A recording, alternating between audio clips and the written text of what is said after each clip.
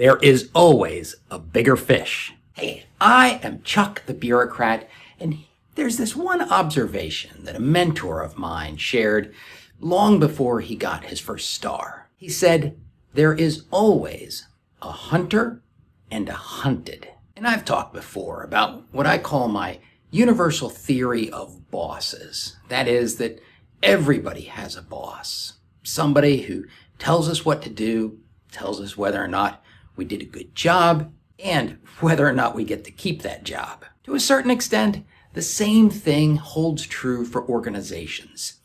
Every office has a higher headquarters. In most cases, an office has subordinate offices, and almost always they have what I would call sibling offices that share the same higher headquarters. So to understand how the hunter and the hunted really works, you have to begin by understanding that every office is caught between higher and subordinates and siblings. And remember, the source of bureaucracy is competition over the distribution of resources. Requests for resources come from subordinates, they get consolidated by that central office and then sent to higher headquarters. And then the higher headquarters decides how to distribute resources between those sibling offices, and each of the offices then redistributes the resources to their subordinates. There can be different techniques to accomplish this, but in the end, the flow is always the same.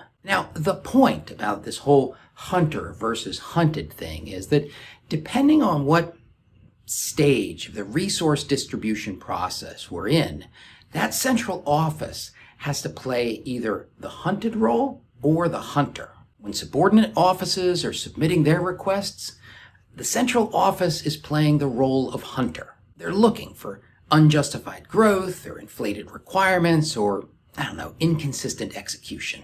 As the hunter, that central office asks the questions and the subordinates answer those questions. Usually, the answers are truthful, they're frequently evasive, and in some cases, they're based on no facts at all. Then, when the central office submits their consolidated request to headquarters, they become the hunted. Higher starts asking questions, probing for weaknesses or waste.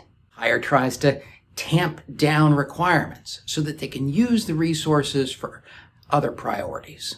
And then, in the fullness of time, the higher headquarters becomes hunted themselves as they submit their consolidated requests for resources up and have to start answering questions. And so what?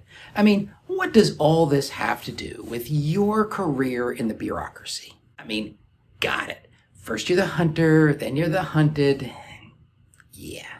Well, it's the order of hunter, then hunted that matters. And it's the order that will impact your career. You see, the smart bureaucrat knows that first he's going to be the hunter, but then he is going to be hunted. So he invests considerable time and effort as a hunter in getting himself into a position where he can defend himself when he is hunted. He anticipates the questions that he's going to get asked by his higher headquarters, and he asks those questions of his subordinates. He avoids making changes that attract the attention of higher headquarters. Because, and this one's for you, Dave, money in motion is money at risk.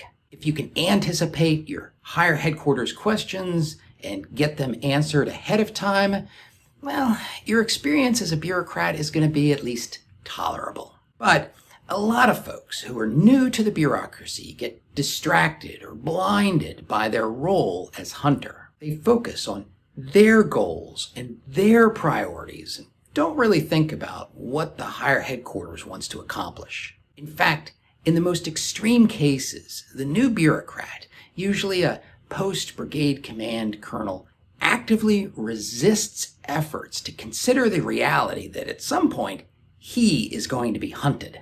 That situation is often difficult to live through for at least two reasons. First, when he's in the role of hunter, that colonel chases people in directions they're not used to going. He asks them questions that they haven't been asked before. To him, it's very satisfying. He feels like he's cleaning up the bureaucracy by making these lazy bureaucrats dance to his tune. And it can be a difficult time as an action officer. But then the real difficult time comes when that colonel finds out that he is the hunted. He gets peppered with questions he can't answer. His talking points are all wrong. In fact, he says things that invite even greater scrutiny. And then he comes flailing back to the action officers with questions that they're not ready to answer.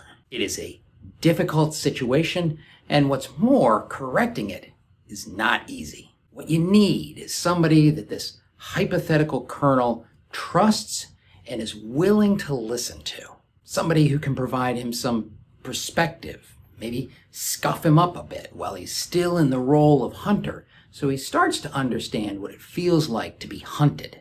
Ideally, there's an operational general officer that this colonel wants to please, and that general has enough building experience to be able to ask the right questions. Barring that solution, I would just hold on for a wild ride and conserve energy for the late nights that are going to come when the shit finally hits the fan. If you've got an alternative solution, I'd love to hear it. Seriously, because I've lived through this too many times. And in the meantime, watch this video to see what makes a colonel great so that you can start building those skills as soon as possible.